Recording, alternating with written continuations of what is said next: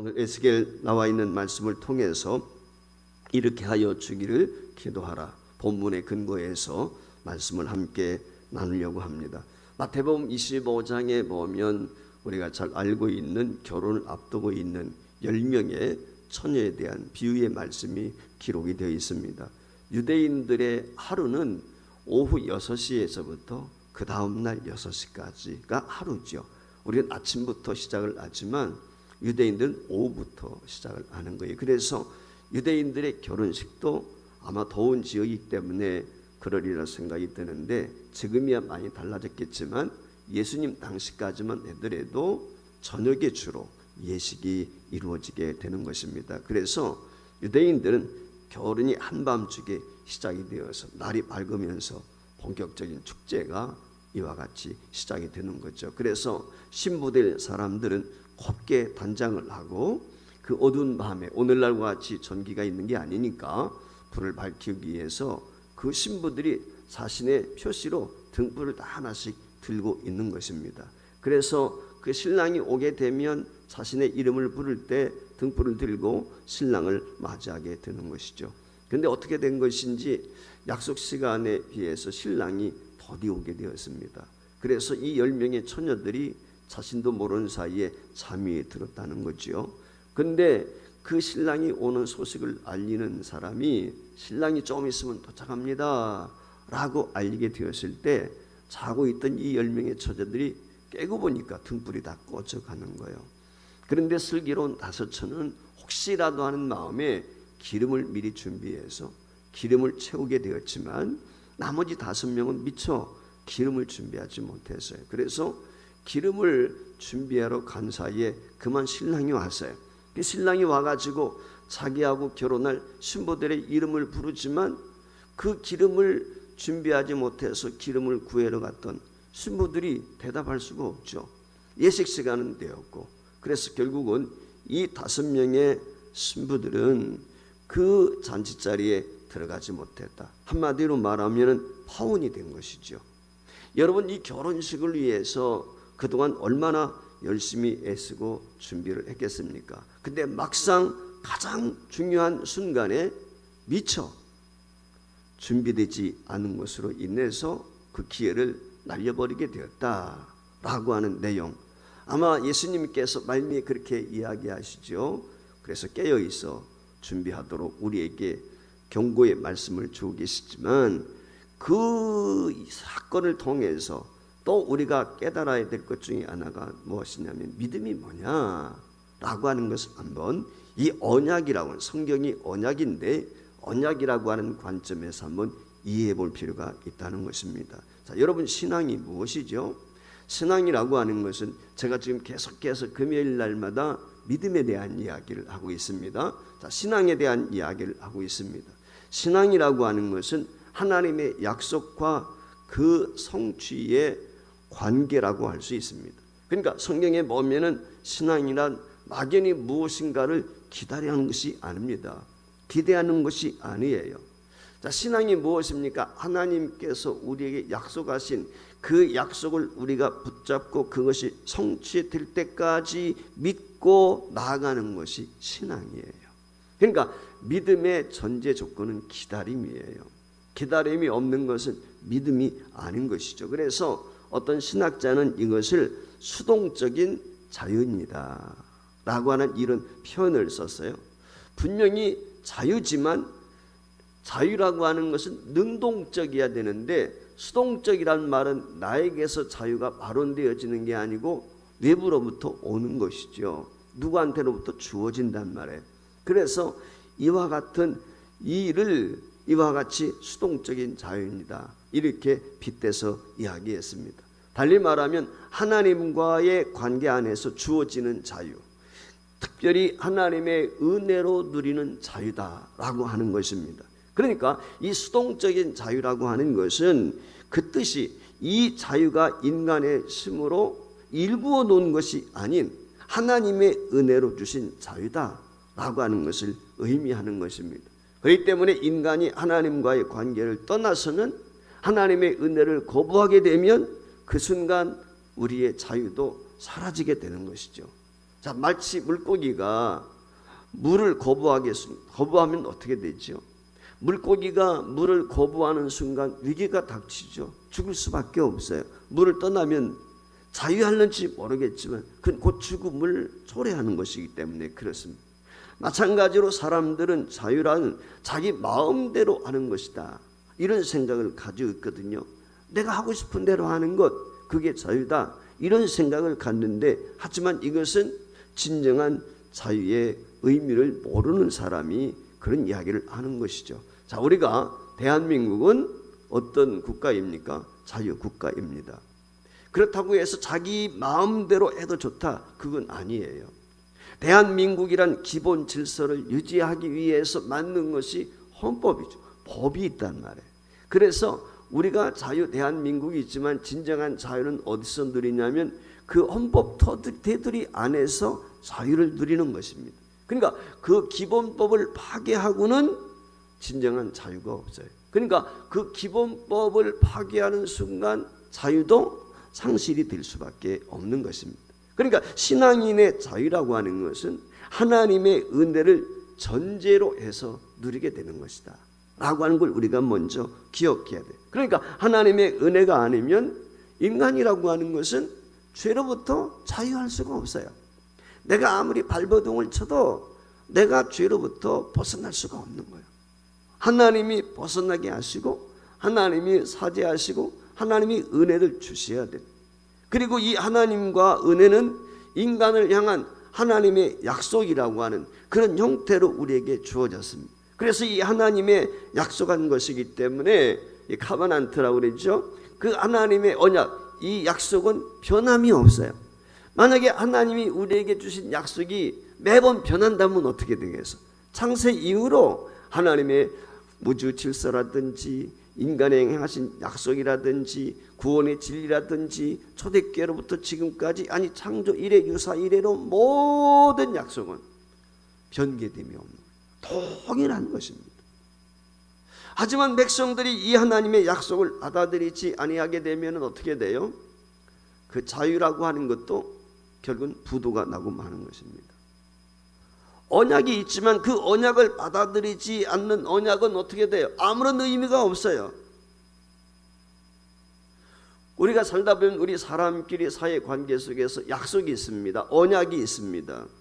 그 언약, 약속이라고 하는 것은 과거적인 게 아니에요. 약속은 현재적인 것도 아니고 미래적인 거예요. 내일에 대한 약속이고 모레에 대한 약속, 내년에 대한 약속, 도래할 것에 대한 약속이란 말이죠. 그러니까 이 약속은 미래의 현실인 것이죠. 쉽게 말하면은, 자, 여기 수표가 있어요. 자, 수표는 돈이 아니죠, 원래는. 그렇지 않습니까? 근데 이 수표는 종이에 불과하지만 이 수표가 돈 역할을 해요. 현찰과 교환할 수가 있어요. 현찰과 동일하게 취급되어진다면. 그래서 잘못하면은 이제 부도난 수표도 있지 않습니까? 가짜 수표도 있고. 꼭 믿지 못하면 뭐 하는 거니까. 돈과 바꿀 수 있다는 약속이, 현금과 바꿀 수 있다는 약속이 전제되어져서 수표가 발행되어지는 거예요. 그걸 믿고 우리가 돈과 똑같이 사용을 하는 것입니다. 자, 돈이 물질입니까? 물질이 아닙니까? 돈은 물질이 아니에요. 그런데 땅을 산다든지 옷을 산다든지 음식을 살 수가 있어요. 돈은 음식이 아니에요. 옷이 아니에요. 땅이 아니란 말이에요. 그런데 그 약속을 한 거예요. 이 돈으로는 이 물질을 살 수 있고 이것을 거래할 수, 이게 약속이에요. 그게 중요한 거예요. 그 약속이 있어서 돈이 돈으로서의 가치를 지니게 된다고 하는 사실입니다. 그러니까 이 사회 규범에 제일 중요한 게 무엇이냐? 약속이에요. 약속이 깨지면 문제가 되는 거예요. 무슨 얘기인지 아시죠? 약속이 깨지면 무질서하게 되는 거예요. 그 약속. 그래서 사회가 질서를 잡는다라고 하는 것은 약속이 전제됩니다. 여기서 우리가 알아야 할 것이 있습니다.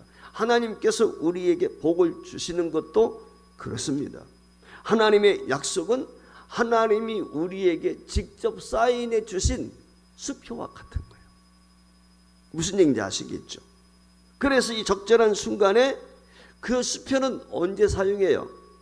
내가 필요할 때 사용하는 거란 말이에요. 적절한 순간에. 이해가 되십니까? 그래야 그 수표를 가지고 있는 사람에게 효과가 있는 것이지, 그 수표를 내가 사용하지 않으면 휴지 조각에 불과한 거예요. 아무 의미가 없어요.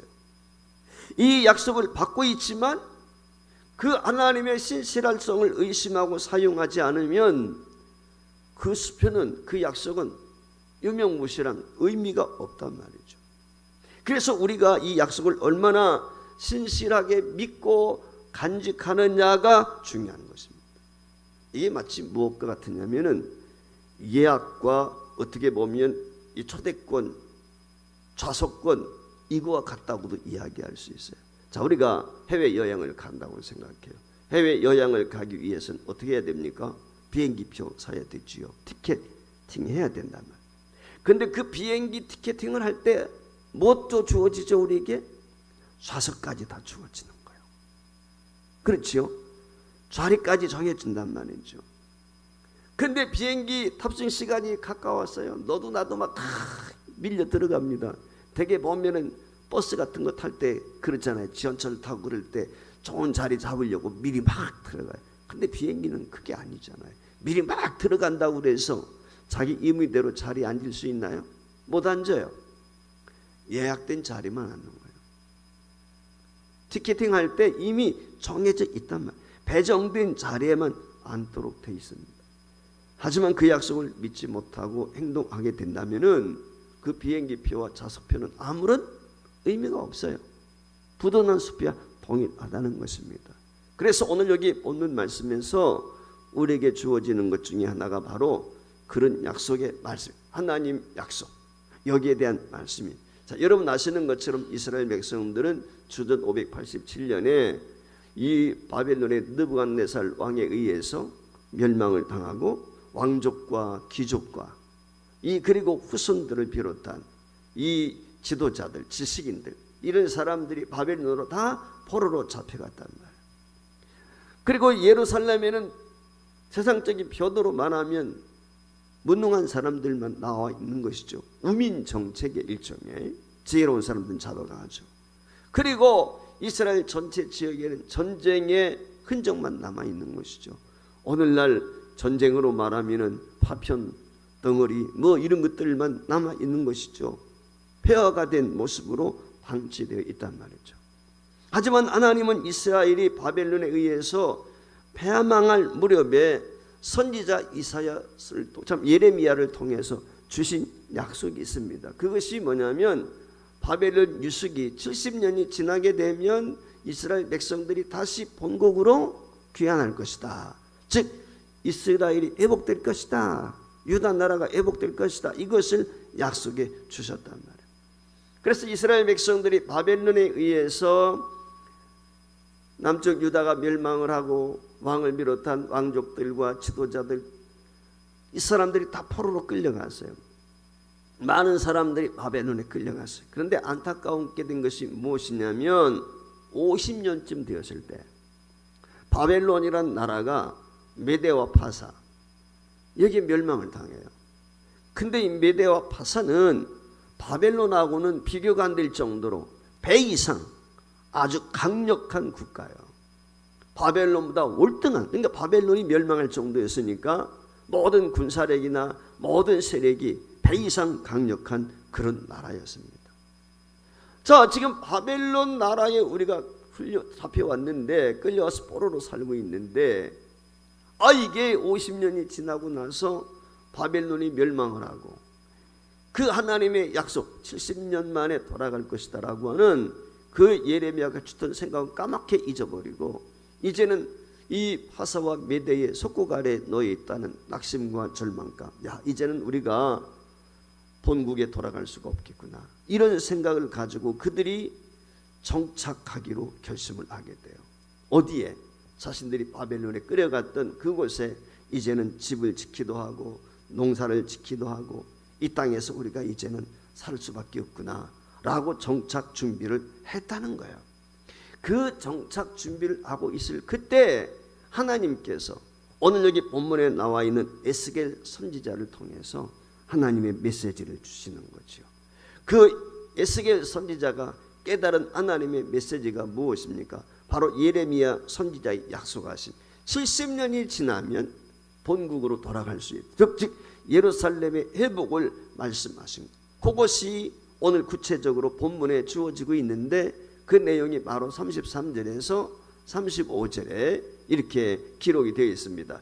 한번 같이 읽습니다. 주 여호와께서 이같이 말씀하셨느니라. 내가 너희를 모든 죄악에서 정결하게 하는 날에 성읍들에 사람이 거주하게 하며 황폐한 것이 건축되게 할 것인즉 전에는 지나가는 자의 눈에 황폐하게 보이던 그 황폐한 땅이 장차 경작이 될지라. 사람이 이르기를 이 땅이 황폐하더니 이제는 에덴 동산같이 되었고 황량하고 적막하고 무너진 성읍들에 성벽과 주민이 따르니 너희 사막에 남은 이방 사람이 나 여호와가 무너진 곳을 건축하며 황폐한 자리에 심은 줄을 알리라. 나 여호와가 말하였으니 이루리라 그랬어요. 자, 여기 말씀에 보면 두 가지 하나님이 우리에게 약속하고 있는데 그게 뭐냐면 첫째는 바벨론 포로에서 회복이 될 것이다. 돌아온다 라고 하는 것이. 그리고 바벨론 포로에서 돌아옴과 동시에 이스라엘의 회복입니다. 무너지고 황폐했던 모든 것이 회복되어져서 마치 어떻게 된다? 물된 동산처럼 비옥하고 풍부한 땅이 될 것이다 라고 하는 약속을 해주고 있습니다. 그래서 그 모습을 보고 황폐했던 모습만 기억하고 있던 주변 국가겠지요. 그런 나라들이 이러한 회복의 역사를 보고 놀라고 감탄하게 될 것이다. 그렇게 오늘 여기 말씀을 하고 있는 것입니다. 그런데 이 모든 것이 이스라엘 백성 너희들에게 자격이 있느냐? 그들의 능력이 있어서 스스로 포로된 데서 돌아왔고 그 황폐했던 예루살렘 성읍을 새롭게 조성할 수 있었는가? 아니라는 거지요. 하나님의 이름으로 하나님께서 하셨다는 거예요. 달리 말하면 하나님께서 그 이름의 명예, 하나님의 이름을 걸고 그것을 반드시 해방과 회복의 약속, 그것을 성취시키겠다라고 하는 내용의 말씀인 것이죠. 하나님이 약속하시면 그 순간부터 조금 전에 말씀을 드린 것처럼 그 약속은 보증수표가 되는 거예요. 보증수표가. 오늘날 예수 믿고 사는 그리스도인에게 하나님은 동일한 약속을 주셨어요. 보증수표를 주셨어요. 요한복음 14장 11절 이하에 보면 이렇게 말씀을 했어요. 내가 아버지 안에 거하고 아버지께서 내 안에 계심을 믿으라. 그렇지 못하겠거든 행하는 그 일로 말미암아 나를 믿으라. 그러니까 예수님이 하나님과 하나라는 걸 이야기하면서 자신이 하나님 됨을 말하는 거예요. 내가 하는 말에 대해서 너희가 믿지 못하겠거든 내가 행하는 놀라운 이적들, 표적들 이것을 보고 믿으라 그 말이야. 내가 진실로 진실로 내게 이르노니 나를 믿는 자는 내가 하는 일도 그도 할 것이요 또한 그보다 큰 일도 하리니 이는 내가 아버지께로 감이라. 너희가 내 이름으로 무엇을 구하든지 내가 행하리니 이는 아버지로 하여금 아들로 말미암아 영광을 받으시게 함이라. 내 이름으로 무엇이든지 내게 구하면 내가 시행하리라 그랬어요. 여러분 성경이 뭐예요? 성경은 다른 게 아니에요. 성경이라고 하는 것은 인간들을 향한 하나님의 약속입니다. 그게 성경이에요. 자, 구약이 무엇입니까? 구약이라는 건 다른 게 아니죠. 이스라엘의 선조, 이스라엘 백성들과 하신 약속과 그 성취가 기록되어져 있는 것이 구약이에요. 네, 약속만 한 것이 아니라 약속의 성취가 이루어진 것이 구약 성경 속에 다 들어있단 말이에요. 그래서 이것을 옛 언약, 올드 테스트먼트라고 우리가 이야기를 하지 않습니까? 신약은 무엇입니까? 예수님을 믿는 자들에게 하신 새로운 약속, 새로운 약속, 그게 신약이에요. 새 신자를 써서 한문으로 말하면 새로운 약속, 뉴 커버넌트, 더 나아가서는 테스트먼트라고 이야기할 수 있겠죠. 언약이란 말이에요. 하나님의 언약. 그게 신약이에요. 이 약속을 믿는 사람은 끝까지 그 약속을 믿고 나가야 돼요. 자, 아브라함이 하나님 앞에 오래전에 약속을 받았어요. 갈대아 우르에 살 때, 하란 땅에 살 때, 고향 친척집을 떠나서 내가 내게 지시하는 곳으로 가라. 하나님이 말씀을 하셨어요. 그리고 내 후사를 통해서 내가 큰 민족을 이루겠다. 구원자를 나오게 하겠다. 자, 여러분 아시는 것처럼 이삭이 그 하나님이 약속을 받기까지 몇 년 세월이 걸렸어요. 75세의 약속을 받았거든요. 그 75세의 약속을 받았는데 이삭을 몇 살에 낳았어요? 100세에 낳았어요. 25년간 걸렸어요. 25년간. 에서와 야곱을 보기까지는 몇 년이 걸린지 아세요? 손자를 보기까지는 85년이 걸렸어요. 그러니까 하나님께서 약속하신 그 약속의 말씀이 당장 이루어진 게 아니고 25년, 80년 그뿐이 아니죠. 아브라함에게 하나님이 주신 말씀이 뭐예요? 내 후손으로 인하여 천하 만민이 복을 받는다 그랬어요. 그 내 후손으로 인하여 천하 만민이 복을 받는다는 것은 바로 예수님을 이야기하는데, 예수님이 이 땅에 오신 성취, 예수를 통해서 천하 만민이 구원에 이르게 된 것은 아브라함 시대로부터 몇천 년이 지난 거예요. 그 후에 이루어졌단 말이에요. 예수 그리스도의 탄생을 통해서. 이게 성경이에요. 근데 그 아브라함은 그 약속을 보여잡고 믿음으로 나갔다는 거예요. 고향인 갈대아 우를 떠나서 그 약속의 땅을 향해서 가고 하나님의 약속대로 자녀인 이삭이 태어나기까지 장장 25년을 믿음으로 기다렸다는 거예요. 이게 아브라함의 믿음이라는 것입니다. 자, 여러분 보세요. 요셉이 꿈을 꿨어요. 비전이지요. 하나님이 주신 꿈이니까 비전인 거예요. 드림이 아니야. 이것은 비전이야. 하나님이 주셨으니까. 한마디로 말하면 이것은 야망도 아니에요. 인비전이 아니고 드림도 아니고 비전이야. 비전. 하나님이 주신 거니까. 하나님이 꿈을 꾸게 했단 말이에요. 내가 애굽의 총리가 될 것이다. 여러분, 그 애굽의 총리가 되기까지 이 요셉이 몇 년 걸렸어요? 장장 16년이 걸렸어요. 그의 나이 30에 총리로 나갔거든요. 여러분 아시는 것처럼 다윗도 마찬가지죠. 다윗이 16살에 사무엘 선지자로부터 기름 부음을 받았어요. 사울 왕의 뒤를 이어서 왕이 될 것이라고 이야기했습니다. 그런데 그가 왕이 정식으로 취임할 때가 몇 살입니까? 14년이 지난 30세 때예요. 먼 훗날이에요. 그러니까 요셉도 다윗도 하나님이 약속하신 그 약속의 말씀, 그 비전과 꿈을 믿고 의지하고 오랫동안 인내해서 마침내 총리가 되고 왕이 되었다는 거예요. 자, 여러분 어떻습니까? 하나님은 분명한 약속, 곧 보증수표를 가지고 있는데 나는 그것을 제대로 활용하고 있는가? 나에게 주셨단 말이에요. 사인해서 보증수표 주셨어요. 여러분, 내가 예를 들어서 국민은행 가가지고 수표 가지고 1억짜리 수표를 내놓으면서 현찰로 바꿔주세요 라고 했을 때 나를 보고 줘요? 뭘 보고 줘요? 날 보고 주는 게 아니라 수표 발행인, 그 수표 발행인, 국민은행이면 은행장, 우리은행이 우리 은행장에 직인과 사인이 있단 말이에요. 그거 보고 주는 거예요. 날 보고 주는 게 아니야. 내가 거지가 되었던 내가 지식이, 그건 상관이 없어. 그 수표에 누가 사인했는가, 누가 서명 나랬냐, 그거 보고 주시는 거예요. 똑같은 거예요. 내가 중요한 게 아니고 하나님이 우리에게 이미 수표 주셨어요. 근데 그 수표를 활용하는 것은 나에게 달렸어. 내가 사용할 수도 있고 버릴 수도 있는 거예요. 그렇지 않습니까? 똑같은 거예요.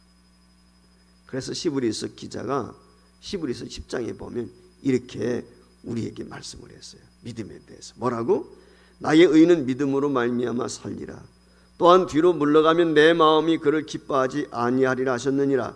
우리는 뒤로 물러가 멸망할 자가 아니요 오직 영혼을 구원함에 이른 믿음을 가진 자니라. 이 말씀은 하나님의 약속을 붙잡는 거예요. 이게 제일 중요한 것입니다. 하나님의 약속을 붙들고 사는 것이 믿음의 사람이에요. 할렐루야. 따라서 오늘 고난과 시련이 우리에게 있지만 저와 여러분이 하나님의 언약 백성인 것을 기억하면서 이 하나님의 약속을 굳게 붙들고 이 환난과 어려움을 극복할 수 있기를 주의 이름으로 축복합니다. 두 번째 중요한 것은 오늘 하나님이 이와 같은 약속을 우리에게 주셨음에도 불구하고 너희는 기도해야 된다 라고 하는 거예요. 자, 오늘 여기 에스겔 선지자를 통해서 하나님께서 이스라엘 백성들의 요구하는 것이 무엇이냐? 약속에 합당한 믿음의 삶을 살아라. 한마디로 말하면 그거예요. 자, 오늘 여기 37절 38절 말씀에 보면 주 여호와께서 이같이 말씀하셨느니라. 그래도 이스라엘 족속이 이같이 자기들에게 이루어 주기를 내게 구하여 할지라. 내가 그들의 수요를 양떼같이 많아지게 하되 제사 드릴 때 양떼 곧 예루살렘이 정한 절기의 양무리같이 황폐한 성읍을 사람의 때로 채우리라. 그러한즉 그들이 나를 여호와인 줄 알리라 하셨느니라 그랬어요. 자, 여기 말씀에 보면 이스라엘 족속이 이같이 자기들에게 이루어 주기를 내게 구하여야 한다. 오늘 이 말이 뭐예요? 하나님의 약속을 붙잡고 기도하며 기도한 대로 말하고 기도한 대로 행동하라. 여러분 믿음이 뭐예요? 좀 전에 말씀을 했잖아요. 하나님이 약속한 것을 내가 믿음으로 붙잡는 거예요. 그걸 붙잡고만 있는 게 아니라 그 약속의 말씀을 붙잡고 이루어지기를 위해서 기도하는 거예요. 그 약속이 성취되도록 우리가 행위로 나아간. 자, 예수님께서 마태복음에 보면은 기도에 대해서 말씀할 때 구하고 찾고 두드리라 그랬어요. 제가 그런 얘기를 들었던 적이 있어요. 구한다는 것은 하나님의 뜻이 무엇인지, 내가 무엇을 구해야 되니, 필요를 구하게 될 때 자리에서 구할 수 있어요. 근데 하나님께서 예를 들어서 내가 이사를 한다고 가정을 할 때, 하나님 제가 이사해야 되는데 어느 지역으로 이사해야 될까요? 내가 가지고 있는 돈은 요만큼밖에 안 되는데 어떤 아파트 단지를 가든지 아니면 빌라로 가든지 어떤 지역에 가서 내가 이 합당한 건물을 구입을 해서 이사해야 될까요? 하나님 앞에 구했단 말이에요. 그랬더니 하나님이 은혜와 감동을 주셔서 예를 들면은 어느 지역에 가서 그곳에 가서 정착할 수 있도록 해라. 하나님이 그렇게 말씀을 했다고 생각해요. 자, 그러면은 하나님이 내게 구한 것을 들으셔서 이사할 수 있는 여건을 주셔서 그럼 어떻게 해야 돼요? 이제는 찾아가야지요. 거기에 맞는 집이 있는지 없는지 한가람 부동산을 가든지 그래야 돼요. 그렇지 않습니까? 그래서 거기에 맞는 내가 액션을 취해야 돼. 내가 가만히 앉아만 가지고는 내가 원하는 집을 구할 수가 없어.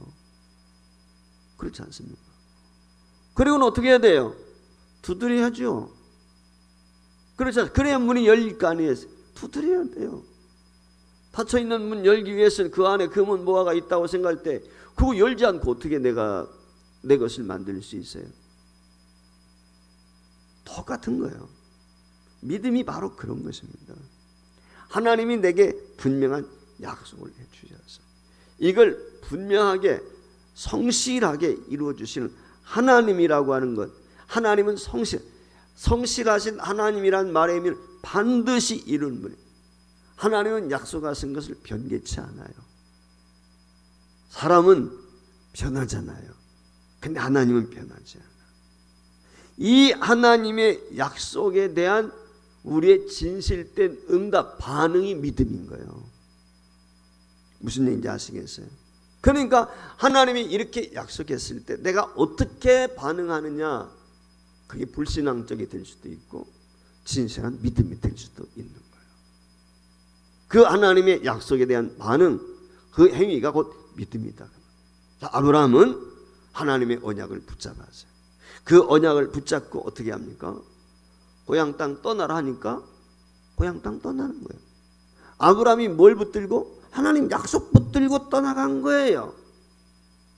그래서 하나님의 약속하신 말씀대로 그는 이리 가라면 이리 가고 저리 가라면 저리 가는 거예요. 따라갔단 말이에요.